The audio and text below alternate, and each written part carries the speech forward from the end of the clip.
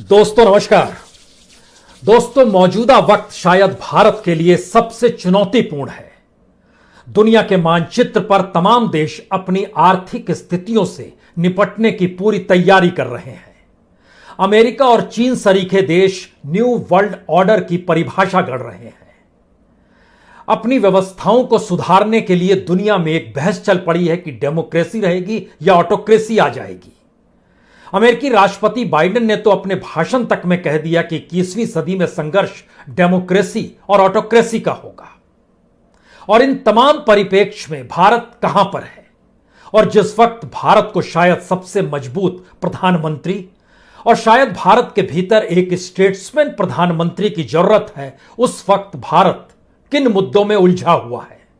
भारत के भीतर सबसे बड़ी चुनौती यही हो चली है और खास तौर से केंद्र की सरकार यानी मोदी सरकार के सामने सबसे बड़ी चुनौती क्या है?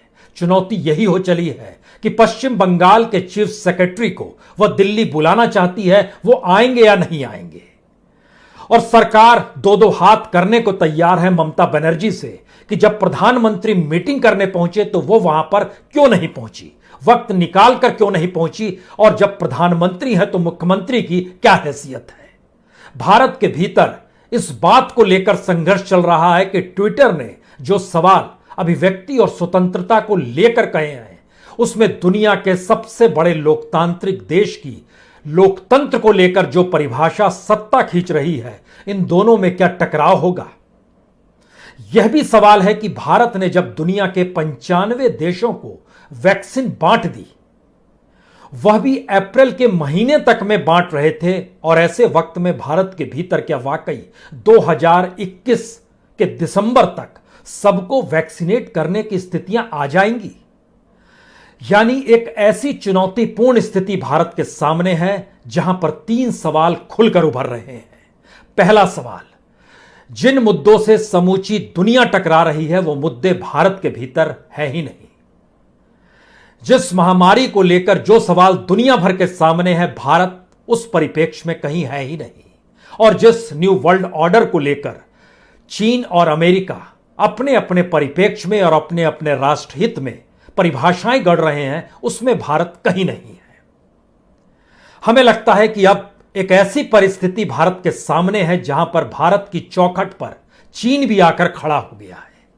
श्रीलंका कन्याकुमारी से कोलंबो पोर्ट की दूरी सिर्फ 290 किलोमीटर की है और कोलंबो पोर्ट अब चीन के कब्जे में है। बकायदा श्रीलंका की संसद ने मुहर लगा दी।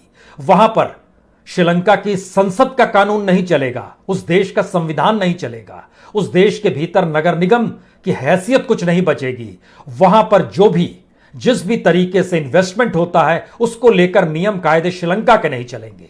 बल्कि कोलंबो पोर्ट को लेकर चीन की जिस कंपनी ने उसको डेवलप करने का बीड़ा उठाया है और बिलियन डॉलर वहां पर लगा दिया है, अब शायद उसके अनुकूल ही स्थिति होगी। और इतना ही नहीं, उस कोलंबो पोर्ट में जाने के लिए, वहां का सफर करने के लिए आपको हो सकता है बिल्कुल एक नया पासपोर्ट और वीजा की जरूरत पड़े।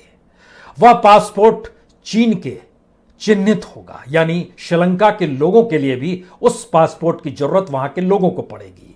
और वीजा के लिए श्रीलंका से नहीं, वो रास्ता उस कमीशन के जरिए जाएगा जो कमीशन कोलंबो पोर्ट को डेवलप कर रहा है।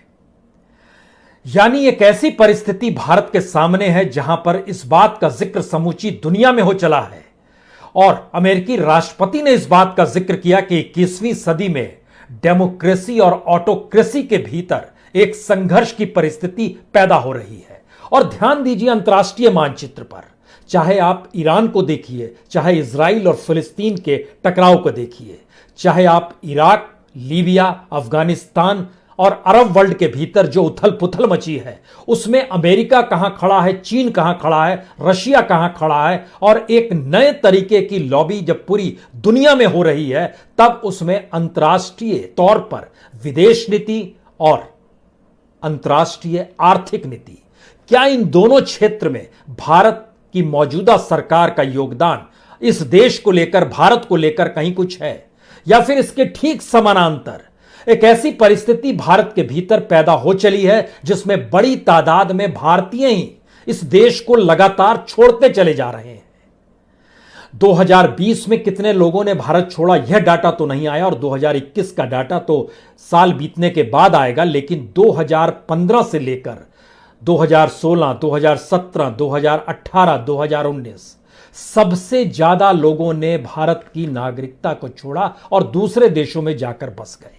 लोकसभा में जो जवाब दिया गया वो जवाब इसलिए चौंकाने वाला है क्योंकि हर दिन 370 लोग अगर भारत को छोड़ रहे हैं, यहां की नागरिकता को त्याग रहे हैं, तो सोचिए कैसी परिस्थिति होगी। 2015 से 2019 के भीतर 6,76,074 लोगों ने इस देश की नागरिकता को छोड़ा है।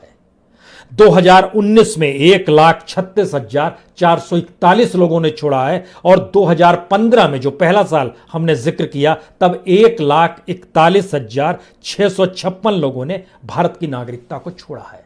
इस दौर में भारत के भीतर जो टैक्स पेयर के पैसे से सियासी उपभोग किया जाता है, उसको लेकर लोगों के भीतर बड़ा गुस्सा है कि हेल्थ का इंफ्रास्ट्रक्चर नहीं है, तो जिंदगी जीने के लिए और शायद हायर एजुकेशन के लिए अब क्या भारत को छोड़कर निकल जाएं। जो जानकारी आ रही है, बड़ी तादाद में लोग इंटरनेशनली अलग अलग देशों का वीजा लेने के लिए दरवाजा उन तमाम एजेंसीज के सामने खटखटा रहे हैं, जिसके माध्यम से जैसे ही दुनिया खुले और भारत से आवाजाही शुरू हो, लोग चले जाएंगे। लेकिन महत्वपूर्ण आज उससे कहीं ज्यादा स्थिति है। आज इसी को समझने के लिए चंद बातों पर गौर कीजिएगा। अर्थव्यवस्था और भारत की फॉरेन पॉलिसी कहां टिकती है। जब हम आपसे जिक्र किया कि श्रीलंका की क्या स्थिति है, 20 मई को श्रीलंका की संसद ने बकायदा पोर्ट सिटी यानी इकोनॉमिक बिल पारित किया, एक पोर्ट सिटी कोलंबो को लेकर, और उस पर चूंकि चीन की वित्तीय मदद से ही वो पोर्ट सिटी क्रिएट की गई है, तो राष्ट्रीय कानून जो श्रीलंका के थे वह भी उस इलाके में नहीं चलेंगे। वहां पर भी चीन का ही कानून चलेगा, उसकी कंपनी का कानून चलेगा, क्योंकि यह एक स्पेशल इकोनॉमिक जोन है। यहां पर इन्वेस्टमेंट बोर्ड जो श्रीलंका का है उसका कानून नहीं चलेगा, अर्बन डेवलपमेंट अथॉरिटी जो श्रीलंका की है उसकी नहीं चलेगी, वहां का जो नगर निगम है उसकी नहीं चलेगी, पार्लियामेंट की नहीं चलेगी, और वहां पर जिस कंपनी की चलेगी वो है चाइना हार्बर इंजीनियरिंग कंपनी, जिसने तकरीबन 1.4 अरब डॉलर यानी तकरीबन 10,138 करोड़ के साथ 269 हेक्टेयर भूमि को अपने तरीके से डेवलप करने का बीड़ा उठाया, और इस बात को कहा कि 2041 तक जब ये पूरा का पूरा वो डेवलप कर चुके होंगे तो श्रीलंका की जीडीपी में हर बरस 85,453 करोड़ रुपए देंगे। इसका मतलब क्या है? इसका मतलब है कि श्रीलंका की आर्थिक स्थिति अच्छी नहीं है, उसकी वित्तीय स्थिति डामाडोल है। वो दुनिया भर से कर्ज भी मांग रहा है, भारत से भी उसने कर्ज लिया है, और पिछले साल फरवरी में जब राजपक्षे आए थे भारत में, श्रीलंका के राष्ट्राध्यक्ष जब भारत आए थे, तो उन्होंने कहा था अभी हम कर्ज लौटाने की स्थिति में नहीं है, बाद में लौटा देंगे इसको, तो हमें कुछ ढील दे दीजिए, या फिर जो श्रीलंका की करेंसी है और भारत की करेंसी है इसको कहीं, या डॉलर को लेकर आप एक ट्रांजैक्शन को इस रूप में रखिए जिससे हमारी करेंसी भी चल जाए, यानी हमें आपको डॉलर में ना लौटाना पड़े। इस पे कोई फैसला अभी तक हुआ नहीं है। लेकिन जब हम इन बात का जिक्र कर रहे हैं तो यहां फिर समझिए, चीन की जो कंपनी है चाइना हार्बर इंजीनियरिंग कंपनी, यह सब्सिडरी कंपनी है चीन की सरकारी company China communication construction company limited की, और यह तय किया गया है कि दरअसल इस पोर्ट पे जो भी स्थिति होगी वह पूरे तरीके से यहां पर जो एक कमीशन बैठेगी इकोनॉमिक एस्पेक्ट में, इकोनॉमिक कमीशन, उसी के ही नियम कायदे चलेंगे। उसकी नियुक्ति, हालांकि सदस्यों की नियुक्ति जो है राष्ट्रपति जरूर करेंगे, लेकिन चीनी कंपनी की जरूरत के मुताबिक ही वो कमीशन को काम करना होगा, क्योंकि पैसा रिटर्न वही करेगा। इसका मतलब एक ये हुआ कि जो उस पोर्ट का हिस्सा है वहां पर नियंत्रण किसका होगा, क्योंकि वहां पर ना तो श्रीलंकाई के सेंट्रल बैंक की चलेगी, जैसे भारत की आरबीआई है, उसी तरह उसका जो सेंट्रल बैंक है उसकी भी नहीं चलेगी, संसद का नियंत्रण नहीं रहेगा। तो क्या यह माना जाए कि वहां के भीतर कुछ सवाल है श्रीलंका के भीतर में, तब तो यह एक ब्लैक मनी का हब बन जाएगा। यहां पर गैर कानूनी पैसों का लेन देन होगा, मनी लॉन्ड्रिंग भी हो सकती है, करप्शन भी हो सकता है, ये सारी बातें वहां पर उठ रही है। लेकिन सवाल यह है कि श्रीलंका कर्ज में डूबा हुआ है, विदेशी मुद्रा भंडार खाली है, भारत का 96 करोड़ भी लौटा पाने की स्थिति में नहीं आ पा रहा है। अब इसके पैरेलल में देखना शुरू कीजिए कि श्रीलंका के ऊपर जो कर्ज है वो सबसे ज्यादा चीन और एशियन डेवलपमेंट बैंक, जहां पर सबसे बड़ी हिस्सेदारी चीन की है, उसी का है लगभग 14%। कुल कर्ज जो उस पे है, जो पिछले साल के आखिर तक आया है, वह तकरीबन 55 अरब डॉलर का है, यानी 3,98,300 करोड़ रुपया। इसमें 14% चीन की हिस्सेदारी हो गई, 12% कर्ज जो है उसने जापान से लिया है, वर्ल्ड बैंक से 11% कर्ज लिया और भारत से 2% कर्ज लिया। ये कर्ज की डिप्लोमेसी, यानी आपकी इकोनॉमी मजबूत होनी चाहिए। मजबूत इकोनॉमी नहीं होगी तो आज समय आप दुनिया के भीतर अपनी फॉरेन पॉलिसी और दुनिया के साथ अपने संबंधों को भी डेवलप नहीं कर पाएंगे। हमने जैसे इस बात का जिक्र किया तो यहां पर दो तीन चीज और समझिए। पाकिस्तान चीन के कर्ज में डूबा हुआ है, मालदीव चीन के कर्ज में डूबा हुआ है, श्रीलंका चीन के कर्ज में डूबा हुआ है, बांग्लादेश चीन के कर्ज में लगातार वो ले रहा है, अभी डूबा नहीं है पूरे तरीके से, लेकिन वह भी कर्ज है उस पर चीन का ही। यानी भारत के चारों तौर की परिस्थिति को देखना शुरू कीजिए। उसके बाद दूसरा सवाल यह आता है कि भारत में इस वक्त शायद एक मजबूत शासक की जरूरत चाहिए। शासक का मतलब प्रधानमंत्री है, स्टेट्समैन चाहिए जो देश के भीतर के उस पूरे फेडरल स्ट्रक्चर को संभालना जानता हो, जहां पर टकराव ना हो। लेकिन टकराव चीफ सेक्रेटरी को लेकर हो रहा है। टकराव इस देश के भीतर में अभिव्यक्ति और स्वतंत्रता को लेकर ट्विटर के साथ झगड़ा करके अंतर्राष्ट्रीय तौर पर भारत अपनी भद करवा रहा है और अपने नियम कायदे अपने राजनीतिक फायदे के लिए या इस देश के कानून के हित के लिए ही सही कीजिए, लेकिन यह मौजूदा वक्त की परिस्थिति को साथ में हमेशा दिमाग में रखिएगा। इस दौर में भारत को क्या करना चाहिए अंतर्राष्ट्रीय तौर पर। जब हम इसकी आपसे जिक्र कर रहे हैं तो कुछ सवाल भारत की इकोनॉमी को लेकर तुरंत आपके जहन में आएंगे। उसमें सबसे बड़ा सवाल यह है कि आज की तारीख में भारत का जो मैन्युफैक्चरिंग सेक्टर है वो पूरे तरीके से ठप पड़ गया है। हम आपको कोविड से पहले लिए चलते हैं, जरा समझने की कोशिश कीजिए। कोविड से ठीक पहले यानी 2019 में जो ग्लोबल मैन्युफैक्चरिंग आउटपुट था, यानी जो भी दुनिया भर में उत्पादन होता था, उसमें भारत की जो हिस्सेदारी थी वह सिर्फ 3.1% थी। आज की तारीख में वह 1% की परिस्थिति में आ चुकी है।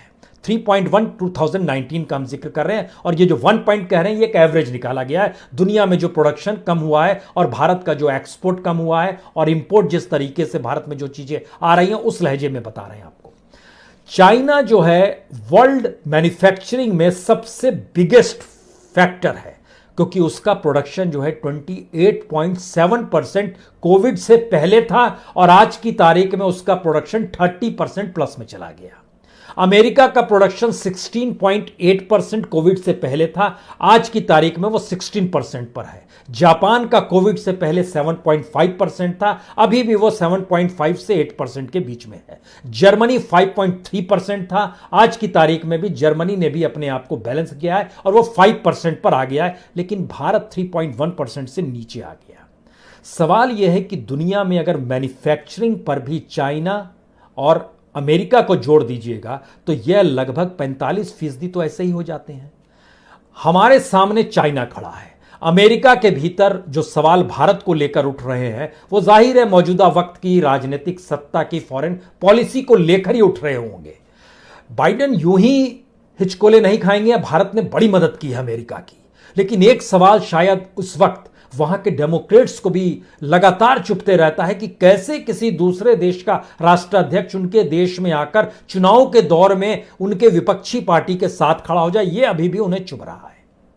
जब प्रधानमंत्री मोदी गए थे और उन्होंने कहा था अब की बार ट्रंप सरकार, जाहिर है यह चुभन तो है कहीं ना कहीं, लेकिन इसके पैरेलल में बाइडेन ने एक बात का जिक्र पिछले दिनों भाषण में किया जो अब समझने की जरूरत इसलिए है क्योंकि बाइडेन अपने तौर पर चीन और रूस के संदर्भ में कह रहे हैं। उन्होंने भाषण का जो हिस्सा था उन्होंने कहा था कि इन दोनों देशों का मानना है कि autocracy is the wave of future. Autocracy का मतलब एक तंत्र होता है, लोकतंत्र नहीं होता है। इसको हम कह सकते हैं कि एक तरह से यह तानाशाही की दिशा में ले जाने वाली परिस्थिति है। चाइना और रशिया, पुतिन और शी जिनपिंग की स्थिति भी किसी से छुपी हुई नहीं है।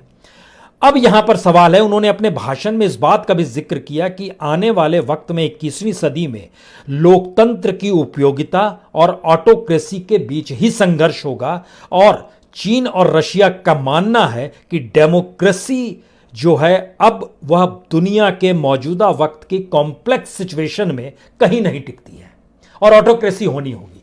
इसी के भीतर भारत के राष्ट्राध्यक्ष को लेकर एक सवाल, प्रधानमंत्री मोदी को लेकर भी भारत के भीतर भी यह सवाल आता है, क्या प्रधानमंत्री मोदी भी ऑटोक्रेसी की तरफ बढ़ चुके हैं, या वो बढ़ना चाह रहे हैं, या उनको भी लग रहा है कि जो चीन का रुख है, जो रशिया का रुख है, इसी तर्ज पर इस देश को चलाया और संभाला जा सकता है, अन्यथा चीजें उनके हाथ से निकल जाएगी, या फिर सत्ता पे बने रहने के लिए उन्होंने इस फिलॉसफी को अपनाया, जबकि भारत का पॉलिटिकल सिस्टम डेमोक्रेसी के साथ खड़ा है और अमेरिका डेमोक्रेसी का सबसे पुराना देश है, भारत सबसे बड़ा देश है, वो सबसे पुरानी कंट्री है, ओल्डेस्ट डेमोक्रेसी है अमेरिका की। सवाल यह है कि इस पूरे प्रोसेस में जब भारत की फॉरेन पॉलिसी के पन्नों को पलटिएगा तो आपके जहन में तुरंत आएगा, एक वक्त रशिया और अमेरिका टकराते थे, तब नेहरू ने नॉन अलाइनमेंट मूवमेंट क्रिएट किया था। नॉन अलाइनमेंट मूवमेंट था, इतने सारे देशों के साथ हम ना इधर है ना उधर है, और पूरे कोल्ड वार के वक्त में भारत की एक स्थिति मौजूदा वक्त से लेकर, मौजूदा वक्त को थोड़ा भूल जाइए, बड़ी मजबूत स्थिति में भारत रहता था और तमाम उनसे संबंध और संपर्क बनाए रखने की स्थिति में आते थे। इंदिरा गांधी का रुख रशिया के जरूर नजदीक चला गया, लेकिन 1971 में उस सीधे उन्होंने आंख दिखाई अमेरिका को। यह सारी परिस्थिति है पन्नों में, लेकिन आज की तारीख क्या है? और जैसे ही हम आज की परिस्थिति के साथ आते हैं तो भारत की आर्थिक मजबूती को समझने की जरूरत तुरंत आ जाएगी। अब आप सोचिए कि भारत की जीडीपी, जिस समय प्राइम मिनिस्टर ने ऐलान किया कि हम 5 ट्रिलियन होंगे, 3 ट्रिलियन तक पहुंच चुके हैं और 5 ट्रिलियन होंगे, हमने देखा कि आज की स्थिति में उस वक्त भारत दुनिया के टॉप 5 कंट्रीज में था। अमेरिका, चाइना, जापान, जर्मनी, और फिर भारत था, यूके भी पीछे था, फ्रांस भी पीछे था, लेकिन आज की तारीख में यूके और फ्रांस भी जीडीपी को लेकर भारत से आगे निकल गए हैं। यूके की जीडीपी है 2.83 ट्रिलियन, फ्रांस की जीडीपी है 2.78 ट्रिलियन, भारत की जीडीपी है 2.72 ट्रिलियन, यानी हम उससे भी नीचे इस दौर में हमारी इकोनॉमी फिसली है। दूसरी बात, किसी भी देश के भीतर में नागरिकों की जो आय है प्रति व्यक्ति जीडीपी के लिहाज से, प्रोडक्शन का हिस्सा हमने आपको बता दिया, वह भी बड़ी मजबूती देता है। और अब आप कल्पना करने की कोशिश कीजिए कि जब हम इस बात का जिक्र कर रहे हैं तो चाइना की जनसंख्या 143 करोड़ है, भारत की जनसंख्या 138 करोड़ है। अब सोचिए कि जीडीपी के लिहाज से चाइना की जो पर कैपिटा इनकम है वो $11,956 है, $11,956। भारत की है $2,099, यानी लगभग 6 गुना कम है, 5 गुना कम है भारत की। अमेरिका की बहुत ज्यादा, लेकिन अमेरिका की जनसंख्या को समझना होगा, उसकी जनसंख्या उतनी नहीं है, वह 33 करोड़ की जनसंख्या के साथ है। तो यह अंतर समझते हुए जनसंख्या के लिहाज से और किसी देश की इकोनॉमी के दोनों के लिहाज से भारत को जो मजबूती और जिस दिशा में ध्यान देना चाहिए इस वक्त, वह अभी भी चीफ सेक्रेटरी में अटका हुआ है, ट्विटर से लड़ाई में अटका हुआ है, भारत का सोशल मीडिया कैसे हाँका जाए इस दिशा में अटका हुआ है, वैक्सीन अंतर्राष्ट्रीय तौर पर कैसे आएगी इसको लेकर जब भारत के विदेश मंत्री गए तो टाइम मैगजीन ने एक आर्टिकल लिखा और बोले भारत के विदेश मंत्री सबसे थैंकलेस जॉब के लिए इस वक्त गए हैं। और एक विश्लेषण करते करते उन्होंने इस बात का जिक्र किया कि भारत के भीतर तो फॉरेन संबंधों को लेकर विदेशी नीति जो थी वो प्रधानमंत्री मोदी ने ही जो 60 यात्राएं की 2015, 16, 17, 18, 19 कोविड से पहले तक की, उसके रिएक्शन रिपरकशंस क्या थे? आज की तारीख में भारत अंतर्राष्ट्रीय तौर पर दुनिया का सबसे बड़ा इन्वेस्टमेंट का हब क्यों नहीं बना? भारत के भीतर पेटेंट का ट्रांसफर क्यों नहीं होना शुरू हुआ? भारत की अपनी इकोनॉमी क्यों मजबूत नहीं होने की दिशा में आई? भारत के भीतर असमानता और गरीबी क्यों बढ़? ये सारे सवाल हैं जो अंतर्राष्ट्रीय मंच पर उठते हैं। लेकिन जब हम इन बात का आपके जिक्र कर रहे हैं कि भारत इस वक्त अपनी फॉरेन पॉलिसी को वैक्सीनेशन प्रोसेस में जब लेकर आया है तो तुरंत यह जहन में आता है कि चाइना ने इस दौर में, ध्यान दीजिए, चाइना ने पाकिस्तान को वैक्सीन दी, चाइना ने नेपाल को भी वैक्सीन दी है, चाइना ने श्रीलंका को वैक्सीन दी, और श्रीलंका के भीतर तो वहां भी हेल्थ सेक्टर पूरी तरीके से डगमगा गया, चरमरा गया था इस पूरे कोविड प्रोसेस में। लेकिन चाइना ने मदद की वैक्सीन के तौर पर, पीपीई किट के तौर पर, फेस मास्क के तौर पर, टेस्टिंग किट को लेकर उसने जो डोनेट किया, लेकिन इस प्रोसेस में, डोनेट के प्रोसेस के साथ उसने हमेशा इकोनॉमी को जोड़ा। इसीलिए जो वन बेल्ट रोड परियोजना जो है चीन की, उसके दायरे में नेपाल, पाकिस्तान, बांग्लादेश, श्रीलंका, चारों कंट्री भारत के जो इर्द गिर्द थे वह भी आ गए। चीन ने इससे पहले हब्बन टोटा बंदरगाह लिया था, ये बिल्कुल श्रीलंका के साउथ में है, और उसको भी कर्ज लौटा पाने की स्थिति में श्रीलंका नहीं आ पाया, तो वो बंदरगाह चीन के कब्जे में चला गया और चीन ने इसके जरिए वहां पर उसको सौंपना पड़ा चीनी प्रशासन को, ये कहते हुए कि हम कर्ज नहीं चुका पाएंगे। वो भारत से तकरीबन कन्याकुमारी से 550 किलोमीटर हवाई दूरी पर है। लेकिन अब जब वो बिल्कुल नजदीक कोलंबो पोर्ट तक आ गया है, और कोलंबो पोर्ट जब सिर्फ 290 किलोमीटर की दूरी पर खड़ा हुआ है, तो इसका मतलब है कि उसकी जो पूरी योजना है वो है कि कोलंबो के तट के पास जो समुद्र का पानी है उसको हटाकर वो एक नया शहर बनाए। नया शहर बनाने का मतलब शायद वहां पर हथियारों की मौजूदगी का होना भी होता है, वहां पर मिसाइल भी होते हैं, और वहां पर टारगेट एरिया जो भी देश होते हैं उनको टारगेट में रखकर चीन इस बात को क्रिएट करते रहा है। इस वक्त शायद भारत को एक ऐसे स्टेट्समैन और एक ऐसे लीडर की जरूरत भी है जो कि इन चीजों को देख सके, समझ सके अंतर्राष्ट्रीय तौर पर, क्योंकि भारत ने जो 95 देशों को वैक्सीन बांटी, हमें लगता है कि उसके नजरिए को, छोटे दोष कितने थे जहां पर मेहुल चौकसी ने पनाह ली, जिसकी नागरिकता उस देश को भी मान लिए दिया गया, वो महत्वपूर्ण नहीं है। हम आपको बताते हैं कि लगभग 6 करोड़ 63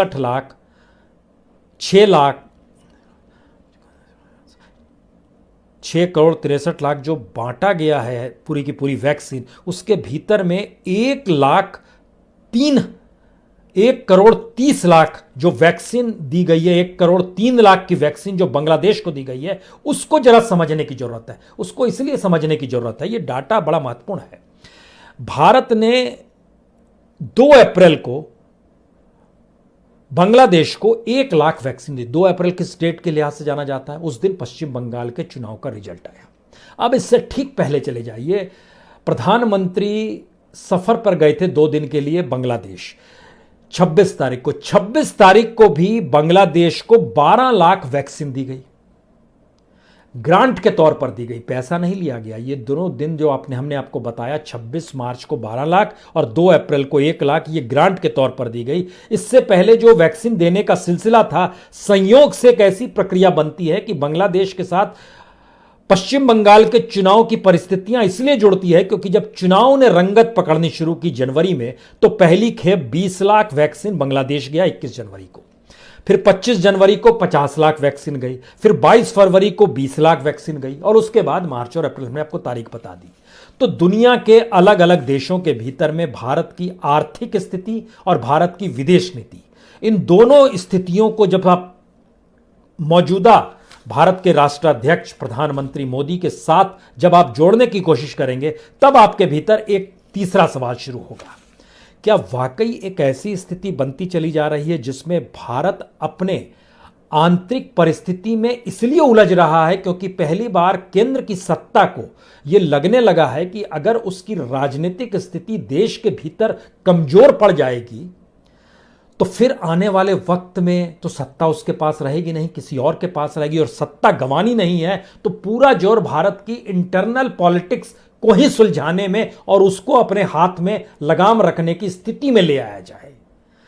इसीलिए क्योंकि तमिलनाडु का चुनाव में कुछ हासिल ना कर पाना, केरल में कुछ हासिल ना कर पाना, बंगाल जिस तरीके से हारा गया, जिसमें सारी पूरी ताकत लगा दी गई और पूरा सब कुछ साख भी दांव पर लगा दिया गया, तो क्या यह भारत के भीतर एक पॉलिटिकल असुरक्षा की परिस्थिति ने पहली बार एक राजनीतिक सत्ता की जो पूरी एक सुरक्षात्मक सोच थी जिसके जरिए प्रधानमंत्री दुनिया भर में जाते थे, क्योंकि अगर आप पुराने दौर को 2014-15 के बाद से देखना शुरू कीजिएगा तो सुषमा स्वराज आपको याद आ जाएंगी, क्योंकि वह भी विदेश मंत्री थी।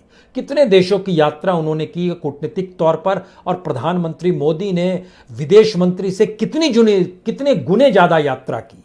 लेकिन आज की तारीख में भारत जिन परिस्थितियों से जूझ रहा है, उसमें अंतर्राष्ट्रीय न्यू वर्ल्ड ऑर्डर की जो परिस्थिति है, उसमें भारत की स्थिति क्या है, यह इजराइल और फिलिस्तीन की परिस्थितियों से समझा जा सकता है। दिल से करीब, बहुत नजदीक इजराइल है, इससे इनकार नहीं किया जा सकता है।